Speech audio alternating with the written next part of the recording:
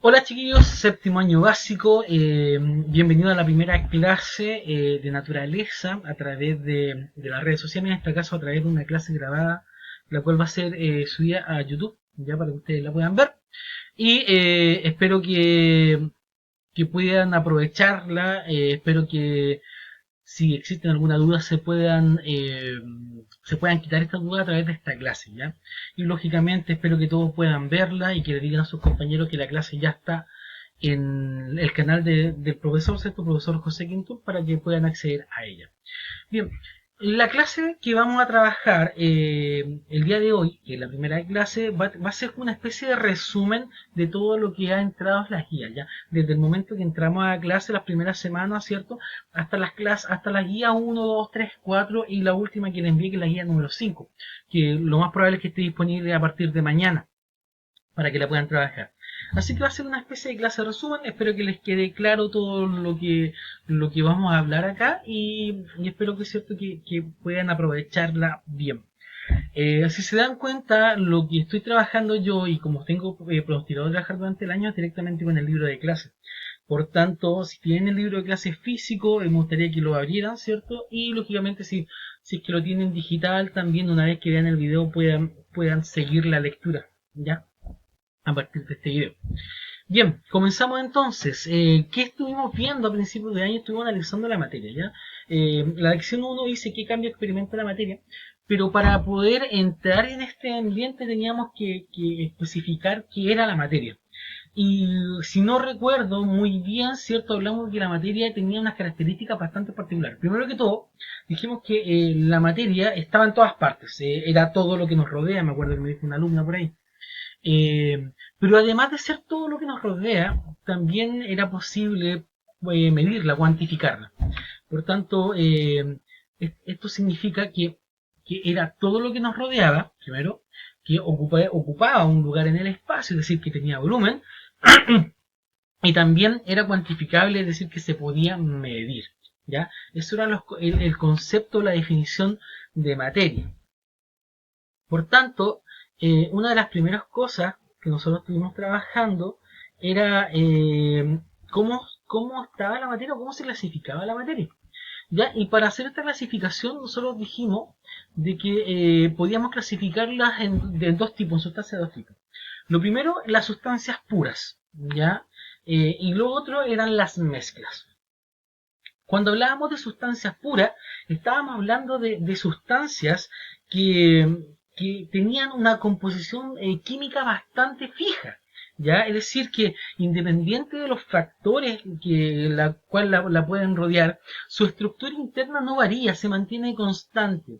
Un ejemplo más claro de lo que podría ser una sustancia pura es el agua. ¿Ya? El agua porque si nosotros reconocemos cómo son, ¿cierto?, el verano, el invierno en nuestro país, nos damos cuenta de que podemos encontrar fuentes de agua líquida, como son los ríos, ¿cierto? Pero también tenemos una cordillera que tiene mucha nieve y esa es agua que está congelada, ¿cierto? Es un agua que pasó por un cambio con la temperatura y se congeló, ¿ya? También cuando hace mucho calor nos damos cuenta cómo se secan, ¿cierto? Algunos ríos, cómo se secan algunas pozas.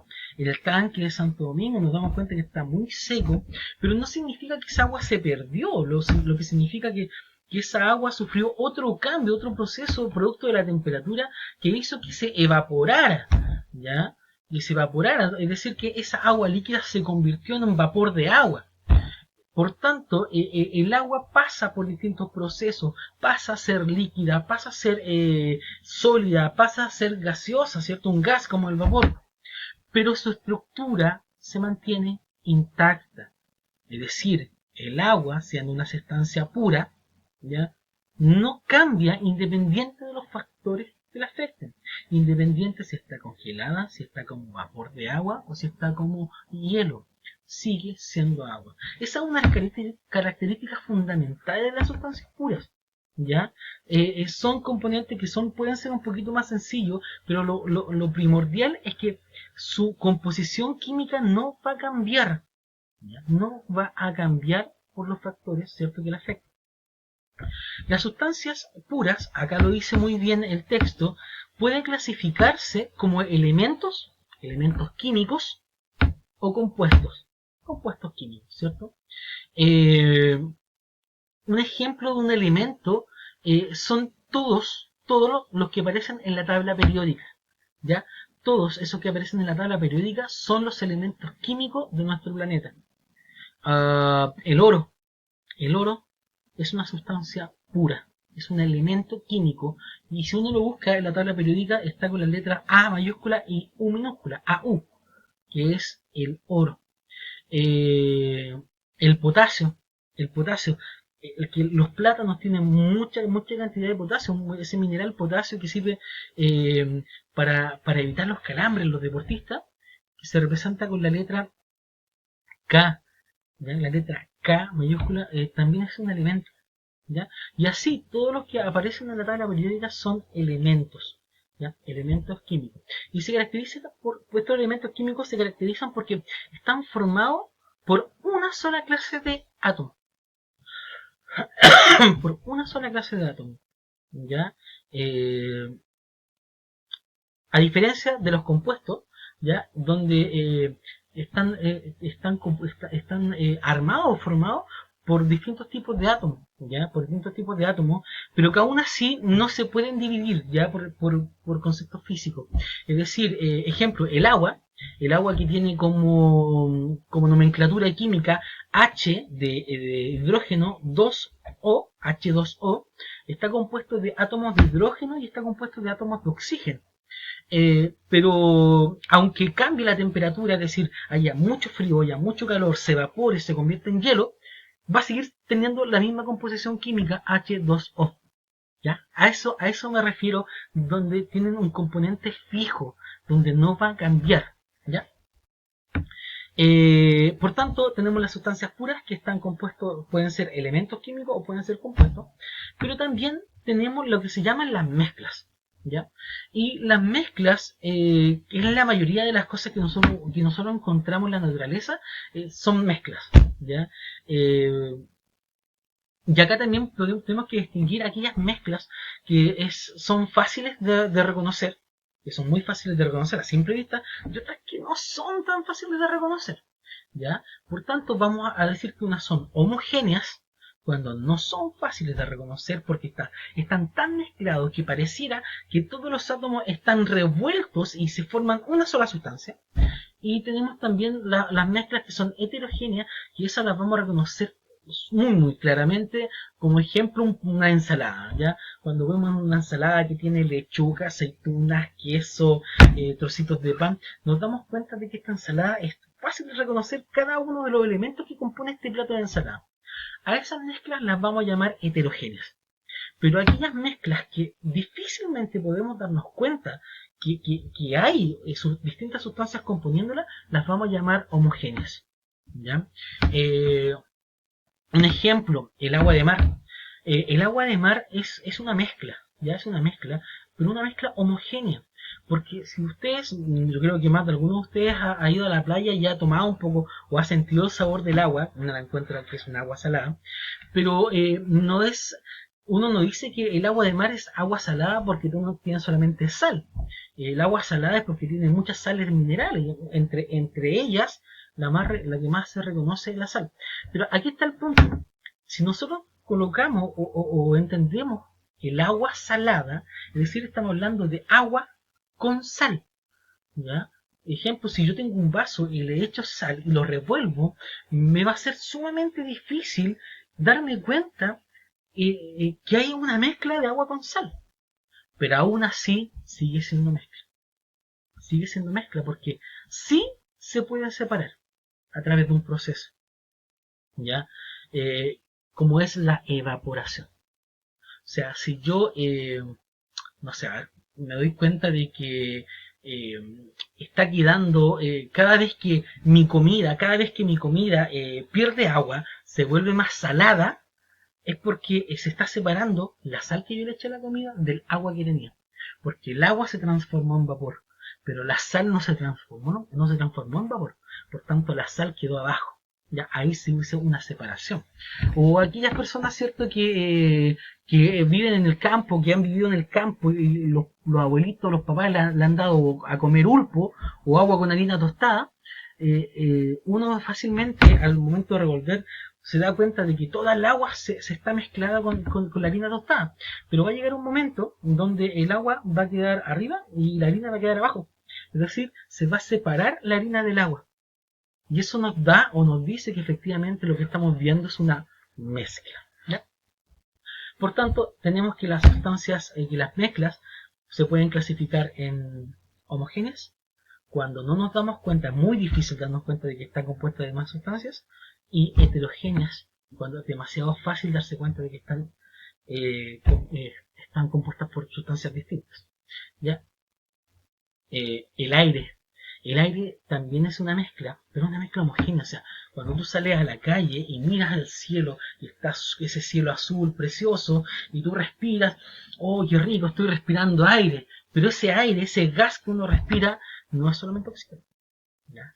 Tiene nitrógeno, tiene hidrógeno, vapor de agua. Es decir, hay muchos gases mezclados que no notamos, pero si yo tomara ciertos procedimientos, podría separarlo. Por tanto, es una mezcla homogénea. Difícil de poder darse cuenta que está ahí, pero sí siguen siendo sustancias distintas.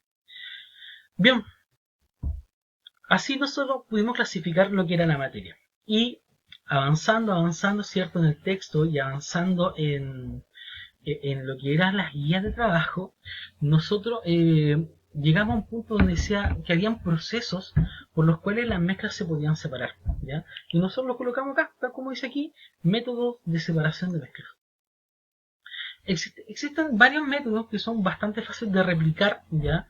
Y otros que son un poquito más complicados, que son procesos industriales. ¿Ya? Pero uno de los principales, uno de los más fáciles de entender, ejemplo, es la filtración. ¿Ya?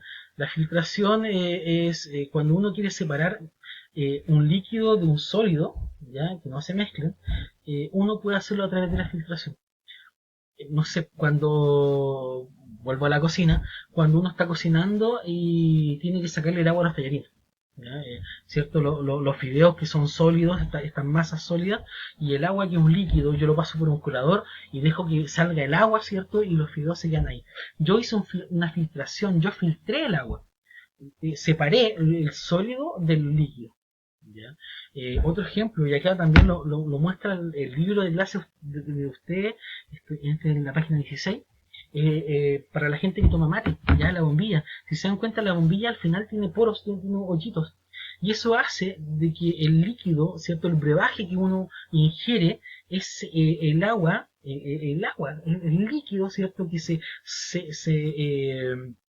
saborizó con este tipo de hierba, pero no entran los palitos. Ya yo no me atoro así, salvo que tengan hoyitos muy grandes abajo, acá en esta parte, que me entre un pedacito de palito, de hierbita y me ahogue. ¿Ya? Pero no da, es decir, entonces esa bombilla del mate o el colador para separar, en este caso acá hay unos brócolis, el colador para separar el agua es una especie de filtro. ¿Ya? Otra de los métodos de separación es la decantación, que si no mal recuerdo en ustedes, ¿cierto?, la guía que les envié a ustedes les hablaba del pihuelo o de las chupilcas, si no me equivoco, que era un trago que nuestros abuelos consumían mucho, que era mezclar vino tinto con harina tostada o chicha con harina tostada. Y efectivamente, cuando se revolvía todo, esto pasaba, se veía un líquido, ¿cierto?, que estaba pintado de este color del vino y de la harina, pero si yo lo dejaba un tiempo, dejaba el vasito tranquilo, me daba cuenta de que el sólido caía, ¿cierto?, y el líquido subía. O puede también pasar cuando yo quiero separar el aceite de la sal. Bien, continuamos trabajando. Habíamos hablado de la decantación, ¿cierto?, que era un mecanismo por el cual podíamos separar mezclas, ¿ya? Y que nos permitiría separar mezclas, ejemplo, un líquido o un gas de un sólido, ¿ya? O también podíamos separar dos líquidos que no se mezclan, ¿ya? Por ejemplo, cuando estamos el aceite, el agua con el aceite. ¿Ya? El agua con aceite es una mezcla que si yo lo revuelvo, es cierto, como que tiende a mezclarse, pero una vez que empieza a tranquilizarse, el aceite y el agua no se van a mezclar en sí, ¿ya? No se van a separar. Eh, También no sé si han visto alguna vez las barras de cóctel de los bares, producen ciertos tragos, ciertos cócteles, donde vienen muchos colores, ya que puede venir un azul, un rojo, un naranjo, un amarillo, y es por lo mismo, es porque estas mezclas, ciertos estos líquidos con la tranquilidad se van separando, ya. Eso tiene que ver la decantación. Eh, otro método de poder separar mezclas es el tamizado. Ya, y el tamizado yo creo que es el más común en la cocina. Cuando las mamás o la abuela o la gente que trabaja en repostería trata de que la harina no tenga tanto grumo, ¿cierto? Que no venga con estas pelotitas que se producen por efecto de la humedad. Y cae la harina cernida, ¿cierto? La harina bastante filtrada, se podría decir, tamizada. El término correcto es tamizada. Y esto lo que hace es permite que se separen sólidos ya de distintos tamaños. Ya donde también se ve esto mucho en la construcción cuando se está separando la arena, ya cuando se saca la arena del sustrato, ¿cierto? De los ríos, sale con piedra, sale con arena, sale con gravilla, sale con muchos tipos de piedrecitas. Entonces, esta arena va pasando por distintas rejillas, ¿ya? Que hacen este tamizaje, que al momento de pasar por ahí separa la piedra más grande, separa la piedra más chica, separa la piedrita muy pequeña, separa la arena, ¿ya? Es decir, la arena se va tamizando, ya se produce un proceso de tamizado. ¿Qué más? Bueno, y hay otros procesos por los cuales se pueden separar mezclas. Ya es un poquito más complicado, como lo es la destilación, que acá lo dice, eh, porque tiene que ver con efectos de aplicarle un factor de temperatura, ¿ya? La destilación, por ejemplo, la destilación trata, ¿cierto?, de que los líquidos a cierta temperatura ebullan, ya estamos hablando de 100 grados Celsius, que se produzca la ebullición para separar la sustancia en sí, ¿ya? Eh, Pucha, a ver, no sé, el aguardiente, que es muy famoso en la zona de Rapel. En Rapel son productores de aguardiente, eh, hacen que el orujo de la uva, eh, con otros palitos y otras ramitas más, lo hacen hervir, hacen que se genere todo este vapor, y este vapor se condense y caigan gotitas, y estas gotitas concentran todo el alcohol, ¿ya? Que es el aguardiente en sí, ¿ya? Es una forma, ¿ya? Otra forma de cómo se llama, de destilación se puede hacer, y también yo se lo mostré en la guía que les envié, cuando quiero separar la sal del agua de mar, ¿ya? Porque, bueno, antiguamente uno podría creer que el agua de mar uno no puede regar con agua de mar. Ya, lógicamente, tiene la concentración de sal muy amplia, entonces si uno le echa agua de mar a las plantas, lo más probable es que las queme. ¿Ya? Así que no se le ocurra regar el jardín con agua de mar, con agua que sacó de la playa. Pero, pero si esta agua de mar se coloca en un lugar donde pueda ser evaporada, donde se pueda evaporar, ¿cierto? El vapor de agua separa la sal, separa el agua de la sal. Por tanto, si yo soy capaz de poder atrapar todo este vapor de agua, lo que voy a generar es efectivamente la destilación del agua de mar. Voy a separar la parte sólida, que es la sal, que ha estado mezclada, ¿cierto?, por tanto tiempo con el agua, y voy a sacar este vapor de agua sin la sal, lo que permite, ¿cierto?, que yo pueda regar. También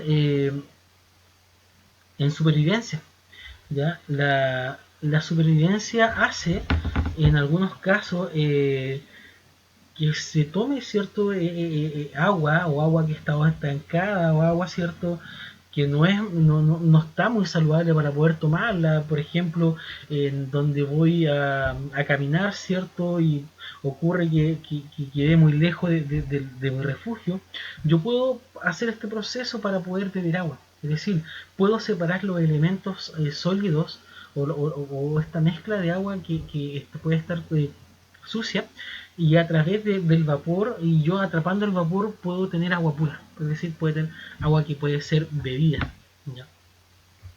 Y lógicamente hay otras formas que ya son más industriales, ¿ya? Que tiene que ver con la generación del petróleo o con la limpieza de las aguas servidas. ¿Ya? Hay un video muy bueno, si lo pueden buscar ustedes en YouTube, que es, disculpen por el nombre, pero se llama así, es de 31 minutos y habla de la caca. Es como el camino de la caca o algo así. Y es Bodoque, ¿cierto? Que este conejo que siempre hace la nota verde en 31 minutos, que estudia cómo es el proceso mediante el cual las aguas servidas de la región metropolitana se limpian, y si bien no se convierten en aguas que son para el consumo humano, para beber, pero sí sirven para poder regar. Es decir, el agua pasa por un proceso en el cual se hace, se puede utilizar para agua servida. Estoy hablando de agua que tiene desechos humanos, ¿ya? Desechos. Así que ojalá que lo puedan ver. La ruta a la caca parece que se llama, de Juan Carlos Bodoque, de 31 minutos. Bien, sigo avanzando entonces. Acá se ve tratamiento de agua servida. Esto es la página 22. Cómo se hace, y lógicamente, como les dije, se vuelven aguas para poder aguas de regadío, se le llama. Bien, la destilación del petróleo también es importante. No lo vimos, ya no se lo mostré en ninguna de las guías, porque es un proceso que no es un proceso del cual ustedes van a poder estar ligados, ya, es decir, que ustedes no van a ocupar mucho esta información, pero sí, si ustedes le toman un poquito de importancia y lo lean por su propia voluntad, ¿cierto? No es que yo se lo esté pidiendo, en la página 23 se van a poder dar cuenta de que del petróleo salen muchos tipos de combustible, ¿ya? Este petróleo crudo, que es el que compra Chile, lo compra el extranjero, porque Chile no es un productor de petróleo. Al momento de pasar por esta candela, ¿cierto? Y agregarle temperatura, van saliendo distintos tipos de productos, de su producto, como es el asfalto de las calles, los lubricantes, la parafina, ¿cierto? Que muchas abuelitas y mucha gente todavía lo ocupa para poder temperar la casa. El petróleo, ya que hay muchos vehículos que ocupan petróleo, la camioneta que uso yo es petrolera, es decir, que yo ocupo el petróleo, ¿cierto? Lo ocupo, es aquel que sale a 270 grados, ya 270 grados es el que me sirve a mí. El querosén, que es el combustible que utilizan los aviones, ¿cierto? La gasolina, de distintos octanajes, como 93, 95, 97, y el gas licuado, ¿cierto? Todos estos sustancias, asfalto, lubricantes, parafina, son productos de la destilación del petróleo, ¿ya? Es decir, el petróleo a distintas temperaturas produce distintos productos. Bien, continuamos avanzando y llegamos a una guía que nos hablaba de cambios. ¿Cuáles eran los cambios físicos y los cambios químicos que sufría la materia? ¿Ya? Esta parte de la materia nosotros los vimos con dos experimentos, ¿ya? Yo les di a ustedes dos experimentos, ojalá todos lo hayan hecho. No llegaron todas las guías, ya, lamentablemente, pero la gente que sí lo hizo se pudo dar cuenta in situ de cómo era un cambio físico o cómo era un cambio químico, ¿ya? Para hacerla corta, ¿cuáles son los cambios físicos o qué significa que se produzca un cambio físico en la materia? Un cambio físico es un cambio de forma, ¿ya? Pero no de fondo. De forma, pero no de fondo. Es decir, que la materia puede sufrir un cambio en su forma, pero su estructura química no va a cambiar, se va a mantener tal cual. Y nuevamente voy a colocar, aunque suena repetitivo, el caso del agua. En el caso del agua, cierto, que se transforma en sólido, líquido y gaseoso, nos vamos a dar cuenta que sus moléculas siempre se van a mantener igual. Acá están por lo menos dibujadas. las moléculas, ¿cierto? Donde el agua no cambia, aunque sea hielo, sea vapor, sea río, sea cualquier cosa, siempre va a seguir siendo agua. Eso es un cambio físico. ¿Ya? Sacarle punta a un lápiz. Cuando yo le estoy sacando punta a un lápiz y la madera, ¿cierto? Estoy hablando de un lápiz de madera, y le saco punta a este lápiz de madera y empiezo a obtener esa viruta sigue siendo madera. Sigue siendo madera. O sea, si yo la tomo, la aprieto y la mezclo, yo voy a tener nuevamente un lápiz. Es decir, que está cambiando la forma, pero no está cambiando el fondo. ¿Ya? Eso es un cambio físico. Y es un cambio que puede ser reversible. ¿Ya? Eso es importante, es reversible. Pero cuando llego a lo que es el cambio químico es un cambio que no se puede revertir. ¿Ya? Es un cambio en el cual la transformación se produce a un nivel atómico. ¿Ya? A un nivel atómico. Se produce una degeneración de la sustancia original y da origen a otra sustancia, la cual yo ya no puedo volver atrás. ¿Ya? Ejemplo, encender un fósforo. Cuando ustedes encienden un fósforo, ¿cierto? Este fósforo comienza a prenderse y libera luz por una parte, ¿cierto? Mucha luz, libera calor por otra parte, uno puede ver humo, ¿cierto? Que sale humo de este fósforo que está encendido, y hay otra parte de este fósforo que se transforma en carbón y se transforma en ceniza. Entonces la pregunta es, si yo tomara la luz, tomara el calor, tomara la ceniza, tomara este humo que salió y lo juntara, ¿volvería a ser este palito de fósforo? No, no lo podría hacer. ¿Ya? ¿Por qué? Porque se degeneró en otra sustancia totalmente distinta. A nivel molecular, a nivel atómico, se degeneró. Por tanto, el cambio químico es irreversible, ¿ya? Cambiando las propiedades de las sustancias que lo sufren. En el caso del experimento, el cambio de color en la manzana era un cambio químico. Porque esa parte, algunos me dijeron sí, que la manzana podía ocupar si yo le sacaba esa parte que había cambiado de color. Sí, es verdad, pero la idea es que ese trocito de manzana que le cortó ya no va a volver a servir como trocito de manzana. Ya no va a servir porque sufrió un cambio químico. Bien. ¿Qué más? Aquí hay varios ejemplos de cambios químicos: la combustión, la descomposición de la manzana, el fuego en el caso ¿cómo se llama? Del fósforo, la fermentación de los panes, del hongo, ¿cierto?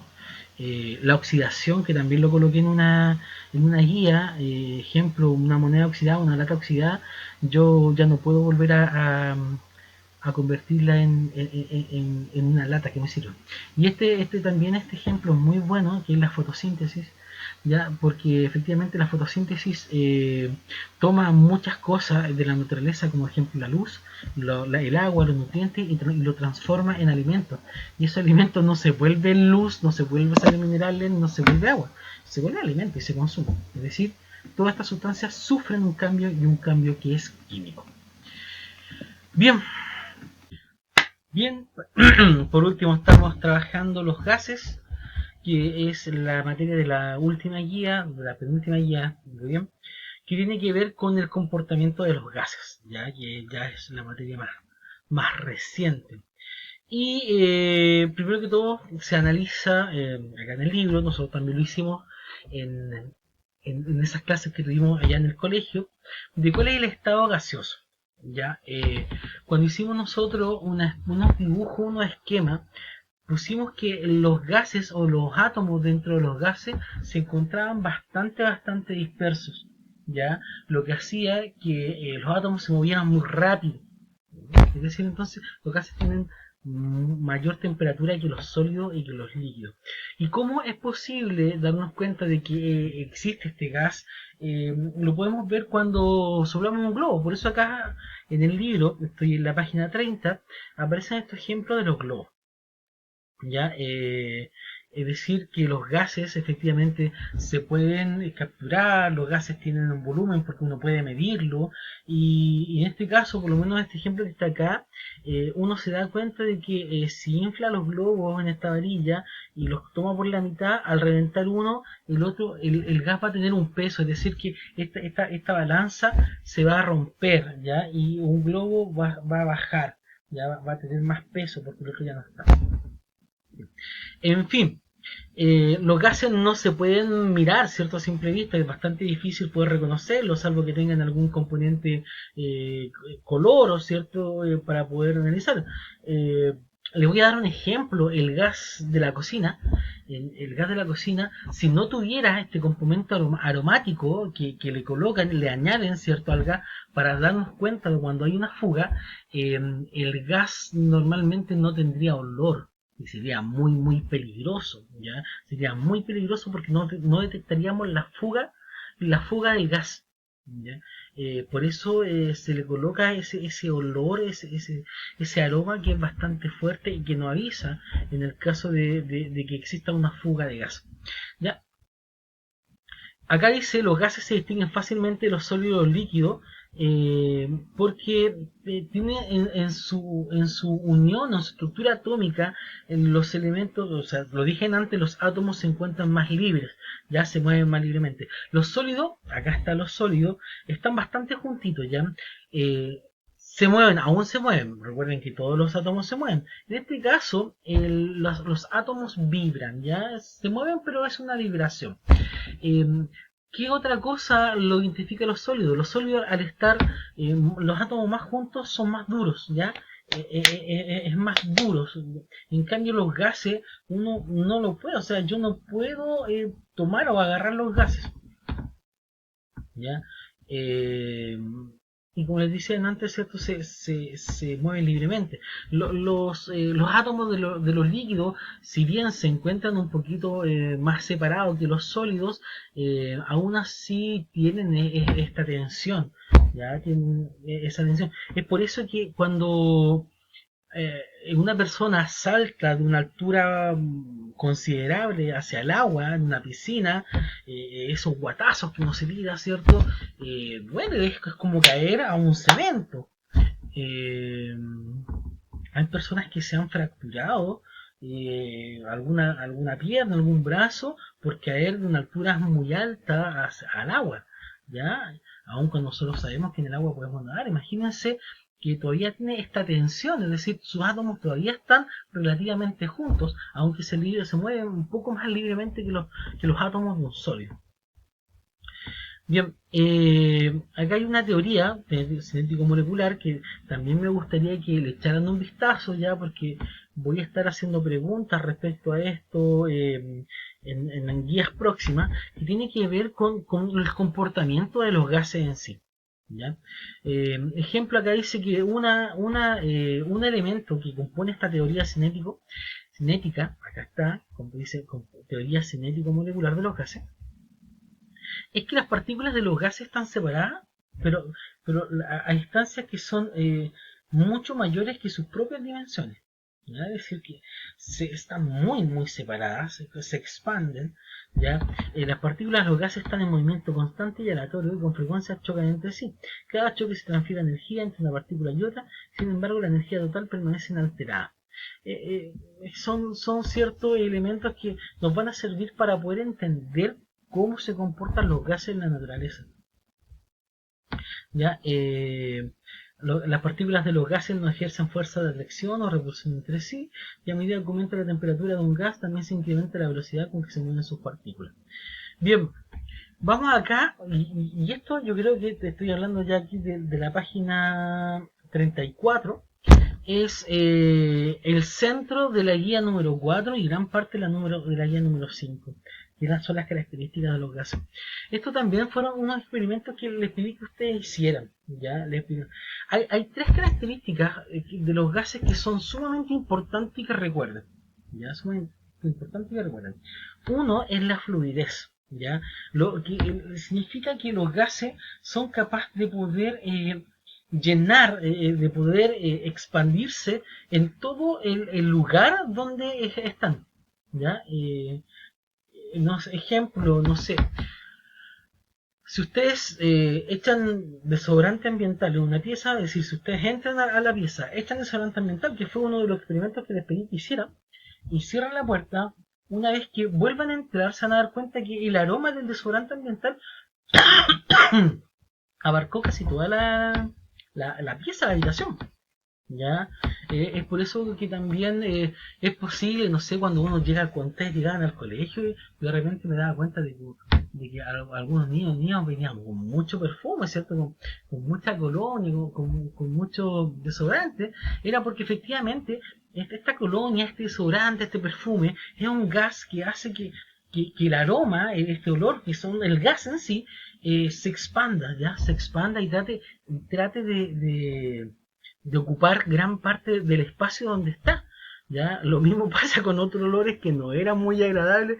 Y cuando eran un poco más chicos el curso, eh, solía ocurrir de que había un aroma que se expandía por toda la sala y que no era muy agradable. ¿Ya? Pero eso significa que los gases tienen esta característica que es la fluidez. Y como lo dice acá la página, es la capacidad que tienen los gases para completar de manera uniforme todo el espacio en el que se encuentran. ¿Ya? Eh, Sigo avanzando, ¿cierto? Acá el ejemplo, ¿cierto? Que cuando uno le echa aire a estos globitos largos y forman figuras, el aire, ¿cierto? Llena todo el globo. A eso se refiere, que ocupa todo el espacio. Bien, lo otro es la compresión, que esta es otra característica importante que también recuerden, que los gases son capaces de disminuir su volumen, ¿ya? Disminuyen el volumen cuando son presionados.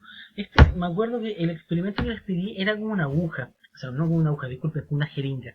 Si ustedes tomaban la jeringa, ¿cierto? Le tapaban el pitutito y empezaban a hacer presión, se iban a dar cuenta de que el émbolo efectivamente hacía presión y cada vez era más difícil empujar, pero sin embargo el aire que estaba sí comenzaba a achicarse, ¿no? Hasta cuando ya la tensión era mucha. Pero, pero sí se podía hacer. Es por eso que otro ejemplo súper que podría enclarecer mucho más esta característica de la compresión es esos aromatizantes para los baños que son chiquititos, no sé si se han dado cuenta, unos pequeñitos que uno los toca así y tiran un gas, ¿ya? Para que pueda suceder eso, ¿cierto? El fabricante, la máquina, tuvo que generar mucha presión, ¿ya? Y para meter ese gas dentro de ese recipiente que es tan pequeñito y tira tantas gases, o sea, tienen como 100 toques o 100, más de 100 toques, y tira ese aroma. ¿Ya? Y eso se hace con la presión, es decir, que los gases, al momento de generar presión, los gases van a disminuir su volumen. No pasa lo mismo con el agua. ¿Ya? El agua y ningún sólido, el agua, cuando ustedes lo apretan, ¿cierto? No pierde volumen, ya no cambia su volumen. Es porque los sólidos y los líquidos no son compresibles, ¿ya? No se pueden comprimir. En cambio, sí se puede comprimir un gas. ¿Ya? Como las partículas están tan, ¿cierto?, separadas, se pueden ir achicando, ¿cierto?, ir juntándolas. Pero no así los líquidos, no así los sólidos, solamente los gases. Y la última característica que también es con la cual vamos a terminar este video, tiene que ver la difusión. Y la difusión es la capacidad que tienen los gases para poder, ¿cierto?, expandirse en el lugar donde están, pero también mezclarse con otros aromas. ¿Ya? Los gases tienen esa capacidad de mezclarse con otros gases. ¿Ya? También, a ver, ¿cómo lo podríamos ejemplificar? Ah, en el casino. Cuando íbamos a almorzar al casino, ¿cierto? Nos damos cuenta de que mucha gente calentaba su almuerzo, más lo que se estaba cocinando en la cocina, ¿cierto?, del casino, lo que hacía que habían aromas de arroz, de pollo, de papa, o sea, eran todos los aromas, todos los gases se mezclaban en la misma habitación, ¿ya? Esa es la capacidad de difusión. capacidad que tienen los gases para desplazarse en el espacio, ¿cierto? Se desplazan por todas partes y mezclarse con otros gases, ¿ya? Y lo otro importante, bueno, que no sale acá, es que los gases no tienen forma. ¿Ya? Los gases no tienen una forma definida. Es por eso que un gas puede tomar la forma del recipiente que tenga. Y es por eso que hay de estos desodorantes ambientales, hay unos que son más alargados, unos que son más chiquititos, estos mismos que le decía yo, que son touch, que uno coloca, ¿cierto?, en la pared. Los gases van a tomar efectivamente la forma. Y bien, pues chiquillos, eso ha sido la clase del día de hoy. Espero que esta conversación, que bueno, este monólogo que yo tuve con ustedes el día de hoy, les haya servido para dejar en claro ciertas cosas. Recuerden que estoy trabajando con el libro de clase. Estamos trabajando ya, vamos a la página 35. Y la próxima clase va a tener relación con los factores que afectan el comportamiento. ¿Ya? Nosotros analizamos los gases de acuerdo a las características que poseen, pero también hay factores que van a alterar, ¿ya? Cómo se comportan los gases. Por ejemplo, la misma temperatura. Ya dijimos antes que la temperatura afectaba al gas, es decir, entre más temperatura, más movimientos tienen al interior de los gases. Pero eso lo vamos a ver la próxima clase, ya de la próxima semana. Lo importante ahora es que ya hicimos un recuento desde el principio de la materia hasta las características de los gases. Si yo quisiera hacer un resumen más o menos de esta clase, yo tendría que decir que primero la materia, ¿cierto? Podemos separarla o podemos clasificarla en sustancias puras y mezclas. Las sustancias puras yo las puedo clasificar en elementos y compuestos, y las mezclas las puedo separar en mezclas homogéneas y mezclas heterogéneas. Después yo podría profundizar en las mezclas diciendo que las mezclas pueden separarse por procesos físicos, y ahí tendríamos como ejemplos de procesos físicos que separan las mezclas la filtración, el tamizado, la decantación, la destilación, etcétera. ¿Ya? Después veíamos, ¿cierto?, que la materia podía cambiar y que habían dos tipos de cambios, los cambios físicos y los cambios químicos. Y los cambios físicos se caracterizaban porque no modificaban la estructura interna del elemento, y por eso el caso del agua, que se convierte en hielo, en agua, en vapor, y sigue siendo agua. Y en el caso de los cambios químicos, hablábamos de cambios que eran irreversibles, que uno no podía volver atrás, porque las sustancias perdían sus propiedades, ¿ya? Su estructura interna se cambiaba, por tanto generaban otra sustancia, y uno de los ejemplos más claros de eso es quemar la combustión. La combustión en sí, que es el quemar algo, es el ejemplo más claro de un cambio químico. ¿Por qué? Porque en este cambio químico se obtienen otras cosas a partir de este cambio. Ejemplo, al quemar un papel, al quemar una madera, se genera luz, se genera energía calórica, el calor que te da esto, se genera este humo que sale hacia la atmósfera, esta ceniza, este carbón que queda. Pero yo no puedo tomar todas estas cosas que dieron origen a este cambio y formar el tronco de nuevo, ya la madera de nuevo, el papel de nuevo. Eso es un cambio químico, la estructura se modificó. Y por último, ¿cierto?, teníamos los gases. Y los gases los vimos ahora último, están en la página 33, 34, 35 si no me equivoco, y fue bastante bonito. Ya pues chiquillos, espero que las clases les haya servido y nos vemos en otra oportunidad. Adiós.